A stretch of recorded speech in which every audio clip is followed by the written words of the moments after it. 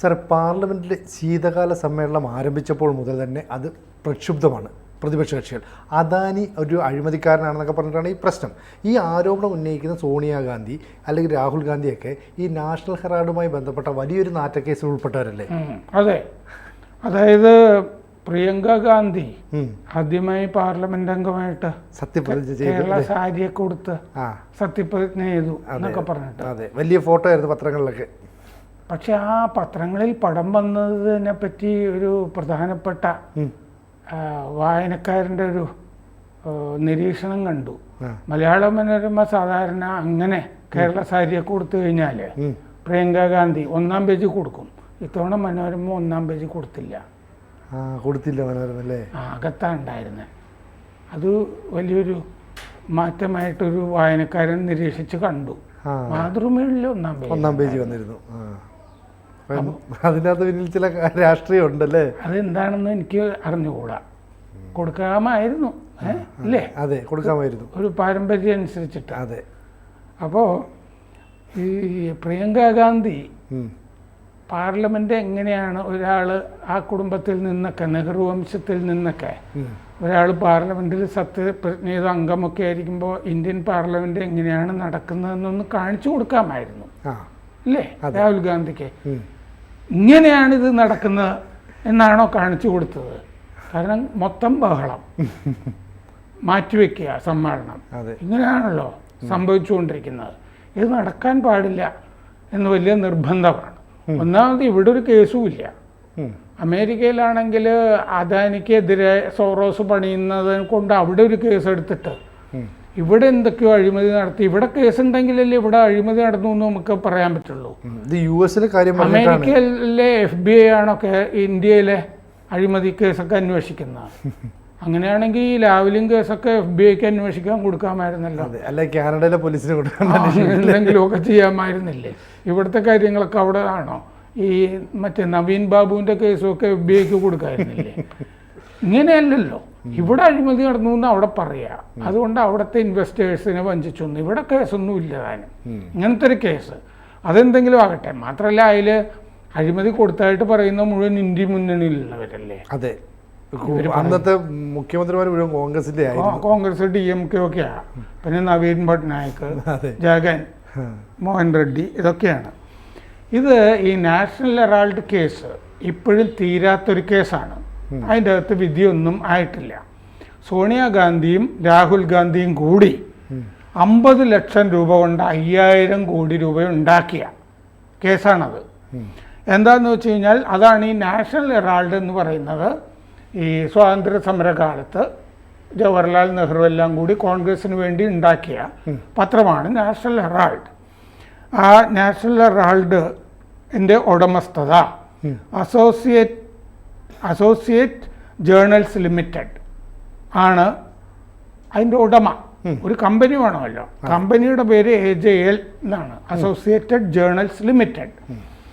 അപ്പോൾ ഈ associated journals limited എന്ന് പറഞ്ഞതിന് 90 കോടി രൂപ കോൺഗ്രസ് വായ്പ കൊടുത്തിരുന്നു. AICC കടബാധ്യതയൊക്കെ വന്നപ്പോൾ മുമ്പോട്ട് പോകാനായിട്ട്. അങ്ങനെ വായ്പ കൊടുക്കുന്നത് ശരിയല്ല.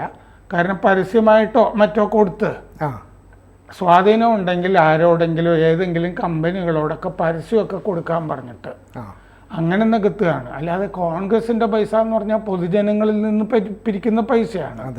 അതിങ്ങനെ അനാമത്ത് ചെലവാക്കാനുള്ള അല്ല എന്ന് പറഞ്ഞൊരു വിമർശനം കൊടുക്കുമ്പോഴും ഉണ്ട്. ആ 90 കോടി രൂപ കടമുണ്ടല്ലോ കൊടുത്തത്, ആ 90 കോടി രൂപ ഈ AJL ലിമിറ്റഡ് എന്ന് പറഞ്ഞ ആ കമ്പനിയെ സോണിയാഗാന്ധിയും രാഹുൽ ഗാന്ധിയും കൂടി യങ് ഇന്ത്യ ലിമിറ്റഡ് എന്ന് പറഞ്ഞൊരു കമ്പനി ഉണ്ടാക്കി. പുതിയത് യങ് ഇന്ത്യ എന്നുള്ളത് ഗാന്ധി നടത്തിയിരുന്ന പത്രത്തിൻ്റെ പേരാണ്. ഇവിടെ ഗാന്ധിക്കും കൂടി പണി കൊടുക്കുകയാണ്. യങ് ഇന്ത്യ ലിമിറ്റഡ് ഗാന്ധിയുടെ പേരിലുള്ള പത്രത്തിൻ്റെ പേര്, ഗാന്ധി പത്രാധിപരായിരുന്നു, അതെടുത്തു. യങ് ഇന്ത്യ ലിമിറ്റഡ് എന്ന് പറഞ്ഞ് പുതിയൊരു കമ്പനി ഉണ്ടാക്കി സോണിയയും രാഹുലും കൂടി. അതിന് ഈ AJLൻ്റെ മൊത്തം ഓഹരികൾ കൈമാറി എന്ന് പറഞ്ഞാൽ ഉടമസ്ഥത സോണിയാഗാന്ധിയുടെ രാഹുൽ ഗാന്ധിയുടെ കമ്പനിയിലേക്ക് വന്നു നാഷണൽ ഹെറാൾഡിൻ്റെ. ഉടമസ്ഥത മാത്രമല്ലല്ലോ, അതിനുള്ള സ്വത്തുക്കളില്ലേ ഡൽഹിയിൽ കണ്ണായ സ്ഥലത്തുമൊക്കെ ഉള്ള, അതൊക്കെ വന്നു. അപ്പോൾ മാത്രമല്ല ഈ 90 കോടി രൂപ വായ്പ കൊടുത്തിരുന്നില്ലേ, അത് 50 ലക്ഷം രൂപയായിട്ട് കുറച്ചു. നിങ്ങൾ 50 ലക്ഷം രൂപ തന്നാൽ മതി ആ 90 കോടി രൂപയ്ക്ക് പകരം, അങ്ങനെ എന്നും വ്യവസ്ഥ വെച്ചു. അപ്പോൾ ആകെ മുടക്കം 50 ലക്ഷം രൂപ സോണിയാഗാന്ധിക്കും രാഹുൽ ഗാന്ധിക്കും. അങ്ങനെയാണ് വന്നത്. ആ 50 ലക്ഷം രൂപ തന്നെ അവർ കയ്യിൽ നിന്ന് എടുക്കുമോ? ഇല്ലല്ലോ. അങ്ങനെയല്ലേ.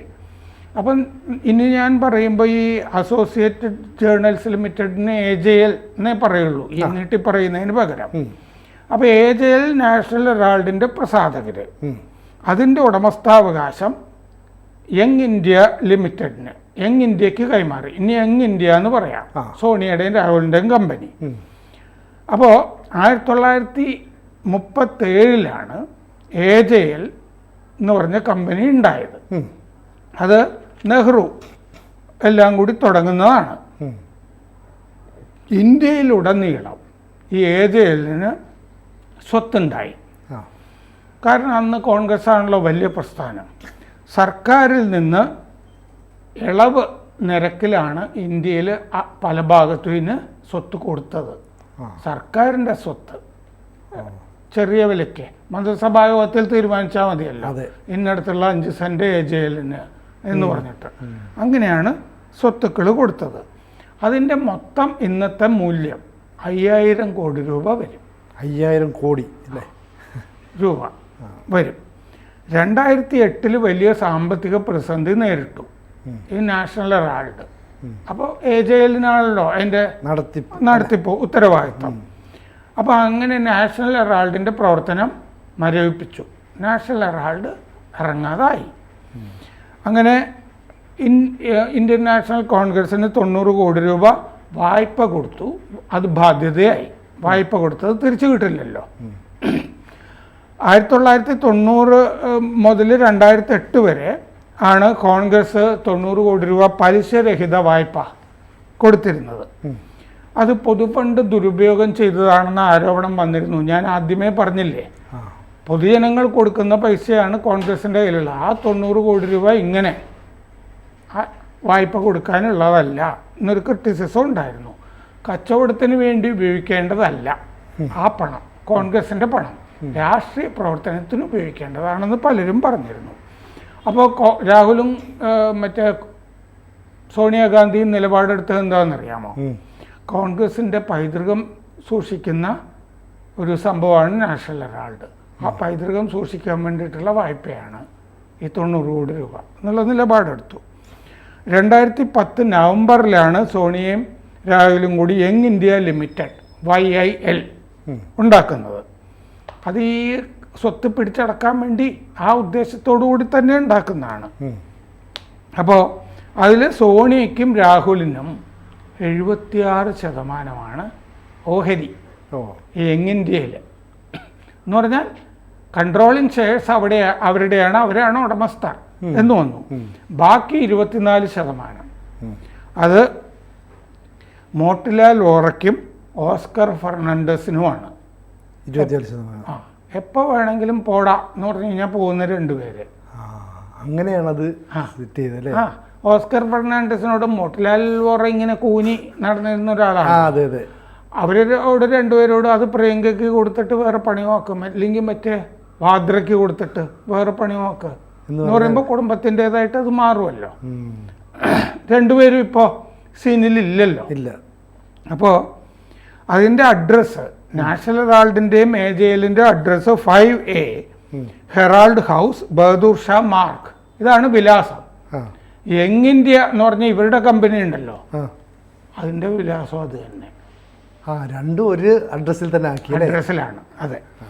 AJLൻ്റെ 90 കോടി ബാധ്യത YILന് യങ് ഇന്ത്യക്ക് വെറും 50 ലക്ഷം രൂപയ്ക്ക് കൈമാറി.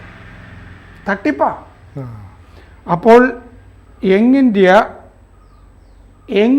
ആ വായ്പയുടെ ബാധ്യത യങ് ഇന്ത്യക്കായി. യങ് ഇന്ത്യയാണ് ഈ വായ്പ കൊടുത്തത് എന്ന് വന്നല്ലോ. ആ വെറും 50 ലക്ഷം രൂപയായിട്ട് അത് കുറയ്ക്കുകയും ചെയ്തു. 90 കോടി രൂപ എങ്ങനെയാണ് 50 ലക്ഷം രൂപയായിട്ട് കുറയ്ക്കുന്നത്? അതിന് ന്യായമില്ല, നീതിയില്ല അതിൻ്റെ അകത്ത്. അപ്പോൾ ഈ AJL എന്ന് പറയുന്നത് നാഷണൽ ഹെറാൾഡിൻ്റെ സ്ഥലങ്ങൾ മുഴുവൻ ഗാന്ധി നെഹ്റു കുടുംബം എന്ന് പറയുന്ന ഗാന്ധി കുടുംബത്തിന്, അല്ലെങ്കിൽ ഗാന്ധി കുടുംബം എന്ന് പറയുന്ന നെഹ്റു കുടുംബത്തിന് സംഭാവന കൊടുത്ത പോലെയായി. ഇത്രയും ചെയ്ത ശേഷം എന്ത് പറ്റിയെന്നറിയാമോ? ഈ യങ് ഇന്ത്യ എന്ന് പറഞ്ഞ സോണിയയുടെ കമ്പനിയില്ലേ, അവർ AJLനൊരു നോട്ടീസ് കൊടുത്തു, ഈ 90 കോടി രൂപ തിരിച്ചടക്കിയെന്ന് പറഞ്ഞിട്ട്. AJLന് നോട്ടീസ് കൊടുത്തു? ആ, AJLന് 90 കോടി രൂപ വായ്പ കൊടുത്തിരുന്നതാണല്ലോ. അതെ. അത് നിങ്ങൾ ഏറ്റെടുക്കുമ്പോൾ 50 ലക്ഷം രൂപ തന്നാൽ മതി എന്ന് കോൺഗ്രസ് പറഞ്ഞാണ്. 90 കോടി രൂപ മറ്റേ തട്ടിക്കഴിച്ച പോലെയാണല്ലോ നമുക്ക് തോന്നുക. സംഭവിച്ചത് എന്താണെന്ന് വെച്ചാൽ യങ് ഇന്ത്യ വീണ്ടും AJLന് പഴയ കമ്പനിക്ക് നോട്ടീസ് കൊടുത്തു 90 കോടി രൂപ തിരിച്ചടക്കിയെന്ന് പറഞ്ഞിട്ട്. അപ്പോൾ നാഷണൽ ഹെറാൾഡിന് വീണ്ടും ബാധ്യതയായി എന്നർത്ഥം. 90 കോടി രൂപ ഇവരാകെ 50 ലക്ഷം മുടക്കിയേ, ഇവർക്ക് 90 കോടി രൂപ കൊടുക്കുക എന്ന നിലയിൽ വന്നു. നോട്ടീസ് കൊടുത്തു. പറ്റില്ല, അത് പറ്റില്ല, മൊത്തം ഓഹരി തരാം എന്ന് AJL മറുപടി കൊടുത്തു. അപ്പോൾ 90 കോടിക്ക് പകരം അങ്ങ് തന്നേക്കാം എന്ന് മറുപടി കൊടുത്തു. ആകെ ഉടായിപ്പും തട്ടിപ്പുമാണിത്. അങ്ങനെ AJLന്റെ 5000 കോടി രൂപയുടെ സ്വത്ത് മൊത്തം കൊടുക്കാമെന്ന് പറഞ്ഞപ്പോൾ അത് യങ് ഇന്ത്യക്ക് കിട്ടി. യങ് ഇന്ത്യ കോൺഗ്രസിന് കൊടുത്തത് 50 ലക്ഷം, മറ്റേ യങ് ഇന്ത്യക്ക് കിട്ടിയത് 5000 കോടി. 5000 കോടി. 2012 സുബ്രഹ്മണ്യൻ സ്വാമി പരാതി കൊടുത്തു ഇത് സംബന്ധിച്ച് കോടതിയിൽ. ഭൂമി തട്ടിപ്പ് ആണ് ഇതെന്ന് പറഞ്ഞിട്ട്. 2014 കോടതി സോണിക്കും രാഹുൽ ഗാന്ധിക്കും സമൻസ് അയച്ചു, പിത്രോദയ്ക്കും സമൻസ് അയച്ചു. ജാമ്യം കിട്ടി ഇതിൽ ഇവർക്കൊക്കെ. ED കള്ളപ്പണ അന്വേഷണം തുടങ്ങി, ഇതുമായി ബന്ധപ്പെട്ട് പല കള്ളപ്പണ ഇടപാടുകളും നടന്നിട്ടുണ്ട് എന്ന് പറഞ്ഞിട്ട്. പല ജഡ്ജിമാരും ഈ കേസിൽ നിന്ന് ഒഴിവാകുന്നതും നമ്മൾ കണ്ടു. സോണിയാഗാന്ധി, രാഹുൽ ഗാന്ധി അവരെ വെറുപ്പിക്കണ്ട എന്ന് പറഞ്ഞിട്ട് പല ഘട്ടങ്ങളിലും.